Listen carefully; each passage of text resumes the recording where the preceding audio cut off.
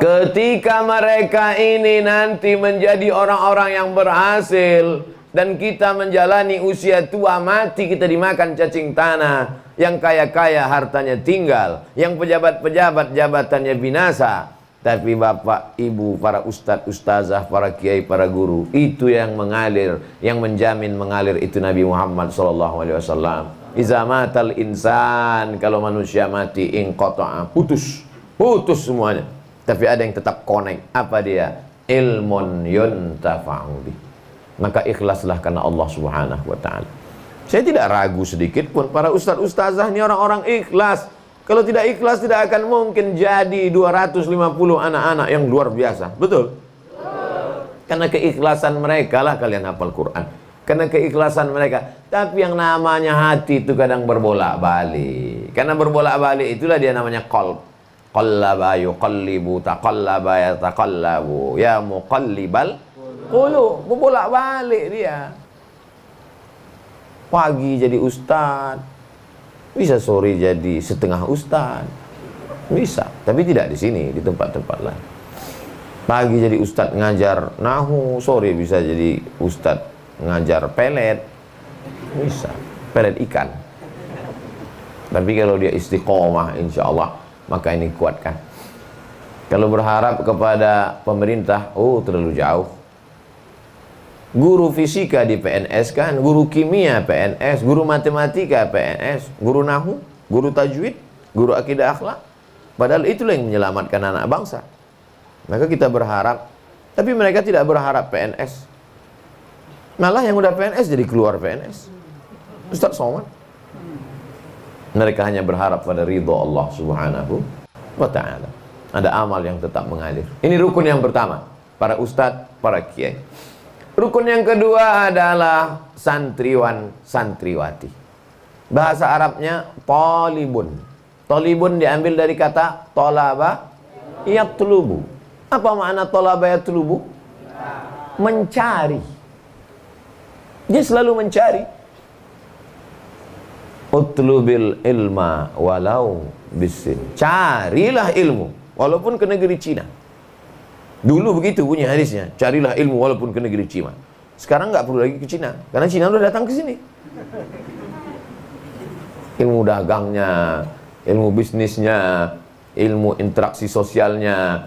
Tapi ada yang menyebutkan mengapa disebut Cina, karena Cina negeri yang paling jauh dari kota Makkah waktu itu. Ada Romawi dekat, ada Persia dekat dari Makkah, tapi Cina jauh. Tapi ada juga yang menyebut karena memang di sana peradaban yang luar biasa. Tapi makna talabatul adalah mencari. Mencari nahwu, mencari sharaf, mencari mantik, mencari ma'ani, mencari balaghah. Tapi juga di samping itu dia mencari fisika, kimia, bahasa Inggris, matematika. Bahkan di rumah Quran Umar bin Khattab tidak hanya bahasa Inggris, bahasa Jepang. Jepang yang paling kejam, sehebat-hebatnya, sedahsyat-dahsyatnya Belanda 350 tahun, lebih kejam lagi Jepang. Saya benci betul dengan Jepang. Sampai saya injak-injak dia. Itulah dia jadi sendal Jepang. Tiba-tiba bahasa Jepang dipelajari di rumah Quran ini. Kenapa dipelajari? Kita kalau benci sama orang, kita benci pada bahasanya. Rupanya santriwan-santriwati rumah Quran Umar bin Khattab, dia punya pandangan yang lain. Kalau benci dengan Jepang, dia mau buat Jepang itu bersyahadat asyhadu an la ilaha illallah. Maka yang nanti muncul apa namanya? Yamaha Syariah, Honda Syariah, Mitsubishi Syariah. Disunatnya semua Yamaha, Mitsubishi, Toyota itu sunatnya semua. Jadi lain cara dia. Man arafa lughata qaumin amina makrahum. Siapa yang paham bahasa suatu negeri, maka dia akan aman dari tipu daya, tipu muslihat negeri tersebut. Yahudi paling jahat, Yahudi paling luar biasa, membunuh nabi-nabi. Yuzab kullama ja'akum rasulun bima la tahwa anfusukum mustakbartum fa fariqun fakadzabtum wa fariqun taqtulun. Kalau kamu datang terhadap suatu negeri, lalu kemudian nabi-nabi datang kepada mereka tak sesuai dengan hawa nafsu mereka, maka sekelompok nabi-nabi itu mereka bunuh, sekelompoknya lagi mereka sakiti. Begitulah hebatnya Yahudi. Tapi Nabi menugaskan sahabat untuk belajar bahasa Yahudi. Nama sahabat itu Zaid bin Thabit.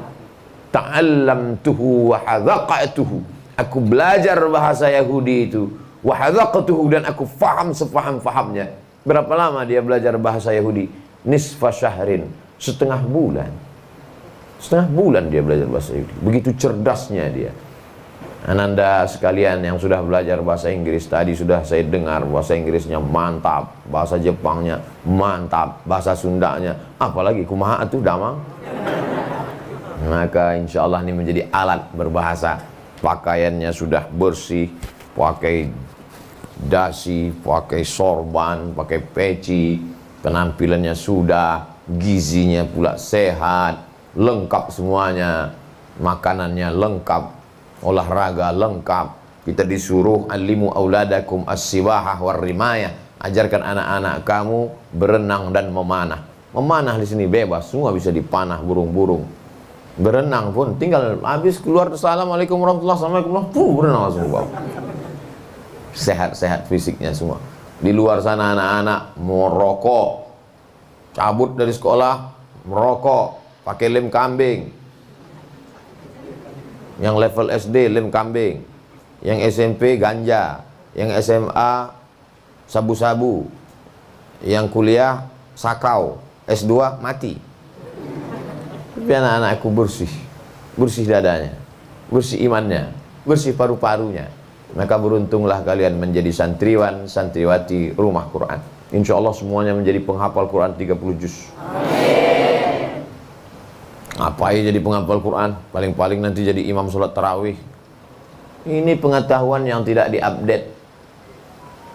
Paling banyak dapat beasiswa Fakultas Kedokteran Universitas Islam UII, Universitas Islam Indonesia Yogyakarta. Paling banyak dapat beasiswa Fakultas Kedokteran adalah penghafal Quran.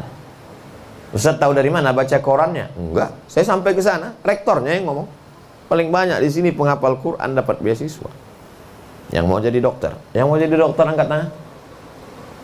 Enggak ada. Mereka malu, mereka tawadu. Bagi mereka cukup dalam hati, guys. Masih viral tentara angkatan laut apa angkatan udara waktu itu dites suruh baca Al-Quran, penghafal Quran. Datang SMS ke tim UAS, pembukaan khusus penerimaan tentara penghafal Quran. Maka generasi ke depan adalah generasi Qurani. Kalian bisa pilih cita-cita mau apa. Bahwa ada di antara kalian yang pergi ke Mesir, ke Al-Azhar, biasa. Memang dari dulu anak pesantren ke Azhar. Ada yang pergi ke Madinah, biasa. Tapi saya ingin kalian adalah orang-orang yang luar biasa. Spesialis otak, Al-Hafiz, penghafal Quran. Bangga apa tak bangga? Bangga. Ceramahnya ketika di masjid dia cerita tentang mukjizat-mukjizat. Jamaah sekalian, manusia itu diciptakan dari nutfah berubah menjadi alaqah, dari alaqah berubah menjadi mudghah, berubah dari fakasawna al-'idhama lahma, thumma ansha'nahu khalqan akhar, fatabarakallahu ahsanul khaliqin. Betapa bangganya umat ini menjelaskan tentang proses penciptaan manusia dari sperma berubah menjadi darah, berubah menjadi daging, menjadi tulang-tulang dibalut daging, menjadi manusia. Yang menjelaskan adalah orang hafal Quran dan dia adalah seorang dokter. Masuk akal apa tak masuk akal? Masuk akal. Coba kalau Abdul Somad yang menjelaskan itu, orang bingung semua. Betul apa enggak ini? Ngerti enggak dia masalah kedokteran? Man takallama fi ghairi fannihi ata bil ajaib. Siapa yang bicara bukan pada bidangnya, ngomongnya ajaib-ajaib, aneh-aneh. Dokter pun bingung. Bapak selama jadi di Fakultas Kedokteran pernah dengar penjelasan seperti Ustaz Somad ini? Belum. Ini dapatnya dari mana nih? Google. maka keyakinan orang bertambah. Kalau kalian menjadi orang-orang hebat, menjadi hakim, menjadi jaksa, menjadi pengacara, maka kalian bisa membela umat yang tertindas, yang tak punya uang untuk membayar pengacara karena tanahnya diambil oleh penguasa, perusahaan, dan lain sebagainya. Siap menjadi penguasa? Siap menjadi pengacara? Siap menjadi dokter? Siap menjadi polisi? Siap menjadi tentara? Takbir! Generasi inilah generasi yang enak dipandang, sejuk dipandang mata. Qurrata a'yun, yang selalu didoakan oleh ayah ibu kalian. Rabbana hablana min azwajina wa dzurriyyatina qurrata a'yun, sejuk dipandang mata, enak dipandang mata. Bahasa Inggrisnya good looking. Good, bagus. Looking, look. Good looking, enak dipandang mata. Ganteng-ganteng orang. Untung saya tak ada anak perempuan. Kalau ada saya booking saja. Hafal Quran, sehat, bahasa Inggris bisa, bahasa Jepang bisa. Nanti kalau jalan-jalan ke Jepang, mereka guide-nya. Iki piro masih Ci?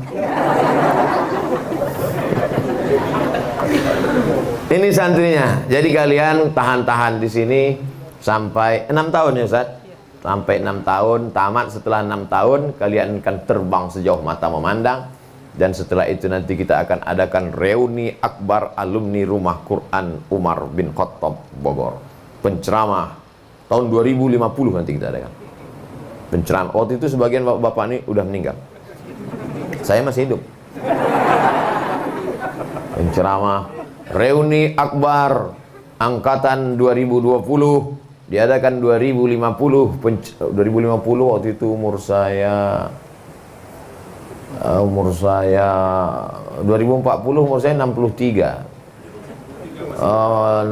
73. Oh, udah nggak bisa naik pesawat lagi.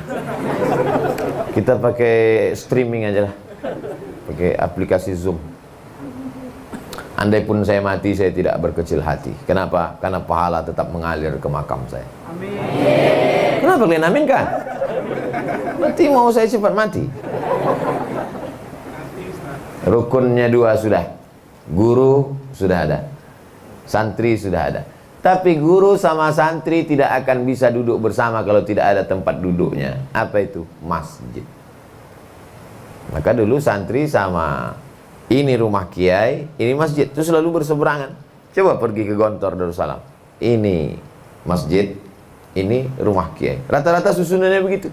Kenapa? Karena memang disitulah dia. Kiai menjadi magnet. Magnet itu kalau diletakkan maka semua besi-besi yang ada di sekeliling menarik dia. Di mana ada gula, di situ ada semut. Dan mereka selalu mengkaji di masjid.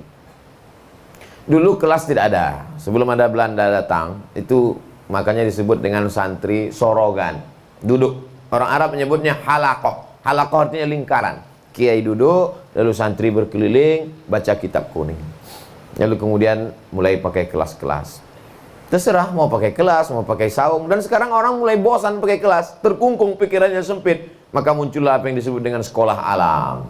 Sekolah di bawah pohon kayu, sekolah di saung, sekolah tidak lagi terikat pada kelas.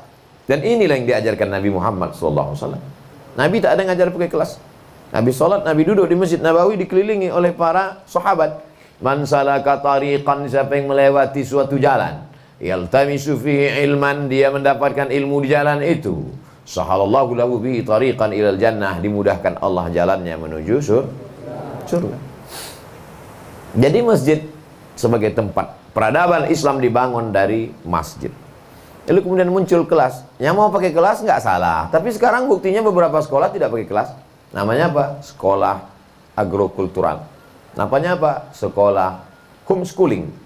Homeschooling nggak pakai kelas. Belajar di rumah. Sekolah alam. Belajar di bawah pohon kayu, belajar di tepi kolam, belajar di saung-saung. Karena itu kan hanya cara untuk memasukkan transformasi ilmu ke dalam akal pikiran, ke dalam hati, sehingga menjadi manusia-manusia bermanfaat, calon-calon pemimpin masa depan insya Allah. Amin. Tapi semuanya berawal dari masjid. Peradaban Islam yang begini hebat ini berawal dari mana? Dari Masjid Nabawi yang hanya 22 meter panjangnya, ke belakang itu hanya 15 meter. Disitulah dicetak Abdurrahman bin Auf. Disitulah dibentuk Abdullah bin Umar. Disitulah dididik Abu Hurairah radhiyallahu anhu. maka saya yakin dan percaya dari masjid ini pula lah akan lahir pemimpin-pemimpin seperti sahabat Nabi dulu yang dididik oleh Nabi Muhammad SAW. Habis subuh mereka diajak berzikir, belajar. Di dalam kepalanya berbagai macam ilmu. Dia tidak hanya punya ilmu agama, tapi juga punya ilmu umum. Dia tidak hanya punya ilmu teori. Sekarang berapa banyak anak-anak di fakultas peternakan, fakultas perikanan, kalau cerita masalah ternak ikan, bisa dia menulis buku ternak ikan, cara beternak ikan. Tapi ternyata seumur hidup tidak pernah beternak ikan. Beternak ikan di atas kertas. Sejarah ikan, macam-macam ikan, jenis-jenis ikan, bentuk-bentuk ikan, model-model kolam ikan, cara hebat. Pas ditanya, pernah beternak ikan? Enggak. Tapi di sini kita langsung praktek. Maka ini adalah ilmu terapan. Begitu tamat dari sini, tidak semuanya jadi ustadz, tidak semuanya jadi pejabat, tidak semuanya jadi pengusaha, tapi entrepreneur. Kamu tamat dari rumah Quran? Ya Ustadz Somad. Waktu Ustadz dulu datang ke pondok kami, saya waktu itu ada. Kamu yang bahasa Jepang itu? Enggak, saya yang bagian-bagian belakang aja Pak Ustadz. Terus apa kerja kau sekarang? Dokter? Enggak. Polisi? Enggak. Tentara? Enggak. Terus saya pulang kampung ternak ikan Pak Ustadz. Banyak kolamnya? Ya sejauh mata memandang lah Pak Ustadz. Ikannya banyak? 2 ekor. Apa kolamnya luas, ikannya 2? Memang 2 ekor Pak Ustadz, tapi sebesar paus biru. Diekspor ke Jepang. Ikan itu saya ekspor ke Jepang Pak Ustadz. Kok bisa ekspor ke Jepang? Kami kan bisa bahasa Jepang. Orang Jepang suka makan ikan. Potong ikan itu tipis-tipis, dibalut pakai nasi, pakai rumput laut, potong kecil-kecil. Namanya sushi. Yang pandai main tenis itu Susi Susanti. Ini luar biasa. Maka masjid adalah peradaban mencetak penghafal Quran, mencetak entrepreneur muslim, mencetak. Maka dari rumah Quran Umar bin Khattab akan lahirlah rumah Quran Umar bin Khattab 1, rumah Quran Umar bin Khattab 2, rumah Quran Umar bin Khattab 3, dari Pulau Sabang di ujung Aceh sampai Papua insyaallah. Amin. Cita-citanya mesti begitu. Kalau ada rumah Quran 1, rumah Quran Umar bin Khattab 2, rumah Quran, tentu sepaket dia. Masjidnya pun begitu juga. Masjid Abdul Somad 1, Masjid Abdul Somad 2. Itu nggak boleh robah namanya. Mengalir juga pahalanya ke makam Abdul Somad. Ini Abdul Somad ini enak-enaknya aja. Yang mengajar, susah mengajar santri-santri ini ustaz. Dia cuma datang lepas ikan. Pas datang mau makan ikan. Ya sekali-sekali datangnya pun 2 tahun sekali, tiba-tiba masjid udah jadi. Enak-enaknya aja Abdul Somad ini. Maka insya Allah ada orang-orang yang tidak dikenal oleh dunia, ada orang-orang yang tidak dikenal, tidak viral, tapi dia lebih dimuliakan di hadapan Allah Subhanahu wa Ta'ala. Mereka adalah orang-orang yang lebih ikhlas daripada Abdul Somad. Hatinya tidak kena ria, hatinya tidak kena sum'ah. Saya iri dengan mereka. Mereka nampaknya seperti orang biasa, tapi sesungguhnya mereka bersama dengan Nabi Muhammad sallallahu alaihi wasallam. Rukun pertama ada kiai, ada ustaz. Rukun kedua ada santriwan, ada santriwati. Mereka berdua duduk bersama di masjid. Tapi mereka kan tidak cuma di masjid. Mereka lapar, ada makan, ada tempat makannya. Habis makan, ada tempat nya. Itulah yang tadi yang masa santrinya 250, WC-nya 6. Ngantrinya mana ceritanya? Bisa-bisa keluar dari atas dia. Nah, alhamdulillah ada hamba Allah yang luar biasa. Man yassara an mu'sirin yassarallahu anhu yaumal qiyamah. Siapa yang memudahkan kesulitan orang beriman, dimudahkan Allah pula urusannya pada hari kiamat. Man farraja an muslimin kurbatan min kurabid dunya farrajallahu anhu kurbatan min kurabi yaumil qiyamah. Siapa yang melepaskan satu kesulitan dunia, dilepaskan Allah dari satu kesulitan hari kiamat. Kesulitan padang mahsyar, kesulitan titian siratal mustaqim, kesulitan timbang amal hisab, kesulitan hari kiamat mudah bagi dia karena sudah memudahkan urusan orang. Tidak ada urusan yang paling sulit di atas dunia ini melebihi kesulitan kebelet. Pernah merasakannya? Secantik-cantiknya artis kalau sudah kebelet gimana bentuk wajahnya? Macam jeruk purut dipijak gajah. Biru mukanya. Jangan bayangkan. Tiba-tiba datang WC, sekali datang 6. Ini banyak orang yang logika berpikirnya sekarang nih kacau. Man bana masjidan banallah mislahu baitan fil jannah. Siapa yang bangun masjid, dibangunkan istana di surga. Itulah makanya saya nggak mau ngasih WC, Pak Ustaz. Kenapa? Kalau saya bangun masjid, saya dapat istana di surga. Kalau saya bangun WC, masa dapat WC di surga? Inilah orang berpikirnya nggak begitu. Di surga itu nggak ada WC. Karena di surga orang nggak ada buang air besar, nggak ada buang air kecil. Mana bisa? Gimana orang makan minum nggak buang air besar, nggak buang air kecil? Bayi dalam perut, bayi di dalam makan minum dia. Tapi nggak ada bayi buang air besar, buang air kecil. Untuk memahami bayi dalam janin dalam perut aja kamu nggak bisa, apalagi dalam surga. Surga itu mala a'yunun ra'at, wala udhunun sami'at, wala khatara ala qalbi bashar. Tak pernah terlintas di dalam pikiran, tak pernah dilihat mata, tak pernah terdengar telinga. Itulah surga. Jadi jangan nanti dikatakan, alah bapak itu kemarin buat WC, paling-paling di surga dapat WC. Enggak begitu logika berpikirnya. Sudah memudahkan segala urusan santriwan-santriwati, dan WC itu akan dipakai sampai hari kiamat insya Allah.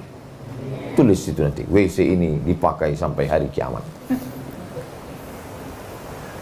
Rukun yang keempat, di sana ada yang dipelajari. Apa dia? Kitab kuning. Dulu disebut kitab itu kuning karena percetakannya di Surabaya pakai kertas dari ubi kayu, diolah, dicampur jadi kertas kuning. Sampai di Kairo, santri-santri ini belajar di Al-Azhar, kitabnya putih. Terus ditanya sama orang tuanya, kamu di Azhar belajar kitab kuning? Putih, Mak. Kertas di Mesir putih. Kertas itu dari mana? Dari tempat kita. Pokok kayunya di mana? Di tempat kita. Diolah dalam bentuk pulp and paper. Pulp, bubur. Bubur, kertas itu diolah, kayu-kayu itu dimasak jadi bubur. Kayu kan hitam, Pak Ustaz, kok bisa jadi putih? Getah hitamnya dihilangkan dengan batu kapur. Batu kapurnya juga dari tempat kita. Kertas-kertas yang mahal diekspor keluar. Yang kuning tetap dipakai tempat kita. Makanya buku-buku Abdul Somad warnanya kuning. Kenapa dicetak pakai kertas kuning? Murah. Yang putih, yang cantik diekspor. Lalu kemudian bacalah kitab kuning. Walaupun nanti warnanya putih, maka membaca kitab kuning. Kitab kuning itu tidak ada dalam bahasa lain. Itu hanya ada dalam bahasa Arab. Bahasa Arab lah yang ada baris atas, baris bawah. Bahasa Indonesia nggak ada. Bahasa Inggris tak ada. I see Muhammadan. This is Muhammadun. I am walking with Muhammadin. Ada? Tak ada. Bahasa Jepang ada? Ada bahasa Jepang? Baris atas, baris bawah, baris depan ada? Tak ada. Itu hanya ada dalam bahasa Arab. Hadza Muhammadun. Ra'aitu Muhammadan. Marartu bi Muhammadin. Ashhadu anna Muhammadan. Ashhadu anna Muhammadan Rasulullah. Kenapa Muhammadan? Karena isim inna. Asalnya Muhammadun. Begitu datang inna, ashhadu anna Muhammadan. Abdus Somad. Kalau dipanggil ya abda, jadi munada. Itu hanya ada dalam bahasa Arab. Dan itu yang dipahami. Itu bukan asal-asalan membarisinya. Dan imam kalau tidak jelas dia baris atas baris bawah, dia bisa kacau. Makmumnya kritik, imamnya bingung. Inna anzalnahu fi lailatul wa ma adraka ma lailatul. Bingung nih, lailatul apa lailatul ya? Tapi kalau dia yakin nahunya mantap, semua makmum mengkritik, sekali Lailatul tetap Lailatul. Inna anzalnahu fi bingung. Kalau ada huruf jar sampai mati tetap baris bawah kasrah. Inna anzalnahu fi Lailatul Qadr. Wa ma adraka ma Lailatul. Kenapa ragu? Jangan nanti karena bingung biar apa? Wa ma adraka ma lailat. Disukunkan semuanya. Baca kitab sukun semuanya. Gak bisa begitu. Nah ini kitab kuning ini, kenapa kita mesti belajar kitab kuning? Karena bahasa Arab, Qurannya bahasa Arab, hadisnya bahasa Arab, fikih bahasa Arab. Kan udah ada terjemah Pak Ustadz. Lain bahasa terjemah. Anak-anakku nanti akan menerjemahkan buku-buku ini insya Allah. Amin. Sampai hari ini tidak ada orang sholat pakai bahasa Indonesia. Walaupun kalian hebat bahasa Inggris, tak ada. Rabbighfirli, please forgive me. Warhamni, bless me. Tak ada. Inna sholati, my praying. Wa mahyaya, my life. Wa mamati, my die. Lillahi ta'ala, for you, oh my God. Nggak ada itu. Kita tetap pakai bahasa Arab. Kalau ada orang sholat tidak pakai bahasa Arab, sholatnya batal. Maka bahasa Arab ini kalian akan sampaikan. Ini penting. Adapun bahasa Inggris, bahasa tak perlu Ustadz Somad suruh kami belajar bahasa Inggris, bahasa Jepang. Kami sudah mempraktekkannya dan kami sudah mendengarnya secara nyata dan kami sudah melihatnya secara nyata. Pas terjemahan Quran bahasa Jepang tadi, tak bisa kami menahan senyum. Senyum sedikit. Rukun yang pertama, ada kiai, ada ustadz, ada ulama. Rukun yang kedua, ada santriwan, ada santriwati, ada penuntut ilmu. Rukun yang ketiga, mereka bersama di masjid. Dan masjid itu ada di sekelilingnya rumah, ada asrama, ada tempat belajar, ada WC, ada toilet, ada sarana olahraga, ada ruang pertemuan. Yang keempat, apa yang mereka kaji? Mereka kaji di sana Al-Quran, hadis, fikih, usul fikih, qawaidul fikih, ulumul hadis, mustalah hadis, rijalul hadis, mukhtaliful hadis, tafsir, ulumul Quran, aurud qawafi, tajwid, semua ilmu-ilmu keislaman. Tapi juga mereka di sana belajar tentang ilmu entrepreneur, bercocok tanam, bagaimana menanam jeruk, bagaimana menanam ubi, bagaimana beternak ikan, bagaimana arsitektur, membuat bangunan, bagaimana cara membuat masjid di atas air. Nah, itu semua dipelajari semua. Lalu kemudian yang terakhir adalah di antara rukun pesantren itu tidak bisa dilepaskan. Mereka punya ilmu bagaimana berkomunikasi, interaksi sosial yang baik. Sayang kepada anak bukan diletakkan di rumah, dikasih kamar, di kamar itu ada TV-nya, di kamar itu ada bioskopnya, dikasih mobil, dikasih motor. Bukan. Sayang kepada anak dilepas dia ke pondok pesantren supaya dia bisa berinteraksi sosial dengan orang lain. Saya belajar di Madrasah Muallimin Al-Wasliyah. Habis itu di pondok pesantren Darul Arafah. Habis itu Madrasah Muallimin Al-Wasliyah. Habis itu Madrasah Nurul Falah. Dengan banyak belajar itu, banyak kenal orang, banyak berkomunikasi dengan orang. Bagaimana kita berteman? Berteman dengan orang Aceh, begini komunikasinya. Teman dengan orang Jawa, berteman dengan orang Sumatera Utara, macam-macam. Berteman dengan orang Sunda, lembut, sampai tak terdengar suara. Kau dari mana? Jawa. Ketemu pula sama orang Medan. Bertamu di rumah orang Medan. Dulu waktu di Mesir macam-macam juga. Rumah orang Medan. Makan gitu. Ngamuk. Takut semua yang dari Jawa takut. Saya bilang ini kawan kita dari Medan. Di Medan memang keras suaranya karena di sana banyak gunung, angin kencang. Nah, itu macam dia bukan marah, memang gitu setelannya. Jadi sedang berkomunikasi. Sehingga kalau kita paham sifat tabiat orang, kita tidak terkejut. Maka sesungguhnya dengan di pesantren ini anak-anak sedang nanti ketika kalian menjadi pemimpin, menjadi komandan, menjadi pimpinan, menjadi direktur, menjadi kepala daerah, sudah tahu tipikal-tipikal orang, sudah bisa menghadapi orang, komunikasinya baik. Berapa banyak orang ilmunya banyak, tapi tidak bisa berkomunikasi. Maka di pesantren komunikasi. Komunikasi bukan hanya belajar bahasa, tapi bagaimana memahami sifat orang. Oh, saya sudah kenal itu. Dia itu kan orang dari timur, dia orang Makassar, dia orang Bugis. Saya dulu waktu di pesantren sama berteman, udah kenal baik. Nah ini komunikasi ini mesti ditata dengan baik. Saya kira kalau ini bisa kita wujudkan, inilah cara untuk memperbaiki Indonesia insya Allah. Bapak-bapak, ibu, donatur-donatur sekalian, harta yang selama ini kau belikan mobil, kau meninggal dunia mobilmu dijual. Kau bangunkan ke rumah, rumahmu besar, kau meninggal, rumahmu akan diambil, dibagi-bagi hartanya oleh ahli waris. Tapi yang kau wakafkan untuk masjid, untuk WC, untuk santri dan santriwati, itulah yang mengalir di hadapan Allah Subhanahu wa Ta'ala. Itu pula yang akan melapangkan alam kuburmu, itu pula yang akan memberkahi hidupmu, dan keberkahan kita semua akan mengalir berkat kemuliaan Al-Quran. Makanya doanya Allahumma rahamna bil. Rumah yang dibacakan Al-Quran, mengalir Quran di sana. Kamar yang dibacakan Al-Quran, mengalir rahmat di sana. Idza quri'al Qur'anu fastami'u lahu wa ansitu la'allakum. Allahumma arhamna bil Qur'an waj'alhu lana imaman wa nuran wa hudan wa rahmah. Allahumma dzakkirna minhu ma nasina wa 'allimna minhu ma jahilna warzuqna tilawatahu ana al-laili wa atrafan nahar waj'alhu lana hujjatan ya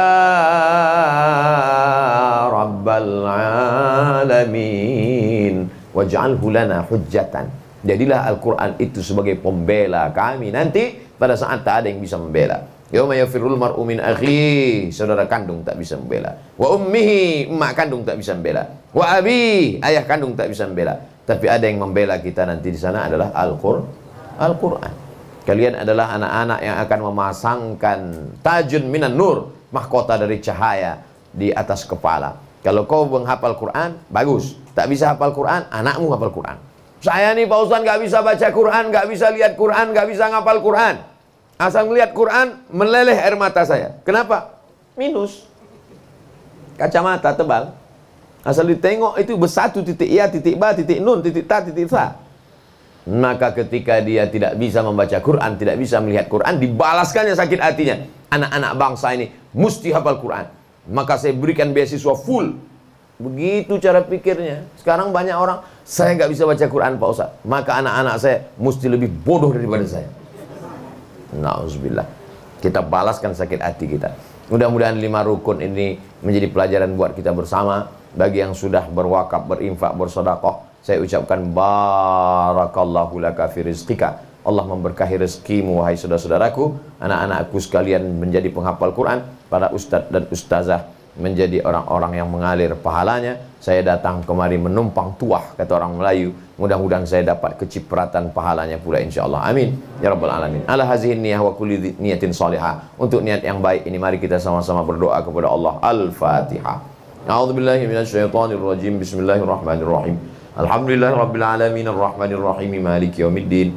Iyyaka na'budu wa iyyaka nasta'in. Ihdinas siratal mustaqim. Siratal ladzina an'amta 'alaihim ghairil maghdubi 'alaihim waladdallin. Amin. Allahumma anzilir rahmata was salamata wal barakata ala hadhil jamaah. Turunkan keselamatan, kerahmatan, keberkahan kepada seluruh jamaah ini ya Allah. Allahumma arhamna bil Quran. Curahkan rahmatmu kepada kami berkat kemuliaan Al-Quran. Allahumma arhamna bihamalatil Quran. Curahkan rahmatmu kepada kami berkat para penghafal Al-Quran. Waj'alhu lana imaman ya rabbal alamin. Jadikan Al-Quran ini sebagai pembimbing kami wahai Engkau Tuhan semesta alam. Allahumma rzuqna rizqan halalan thayyiban mubarakan fi. Saudara-saudara kami yang sudah bersedekah, berwakaf, berinfak, berikanlah rezeki yang halal dan barakah supaya bisa melanjutkan infak wakaf sedekahnya sampai hari kiamat ya Allah. Mengalir pada saat semua amal terputus, melapangkan kubur, menerangi alam barzah, menjadikan alam barzah terang benderang sejauh mata memandang. Ya akramal akramin, akrimna, muliakan kami, wala tuhinna, jangan kau hinakan kami. Allahumma a'inna ala zikrika, tolong hati kami supaya senantiasa berzikir mengingatmu, lidah kami bersyukur kepadamu, wa syukrika wa husni ibadatik. La tada'lana fi maqamin hadha wa fi sa'atina hadhihi dhanban illa ghafarta. Keluar kami dari majlis ini dalam keadaan bersih dari dosa-dosa.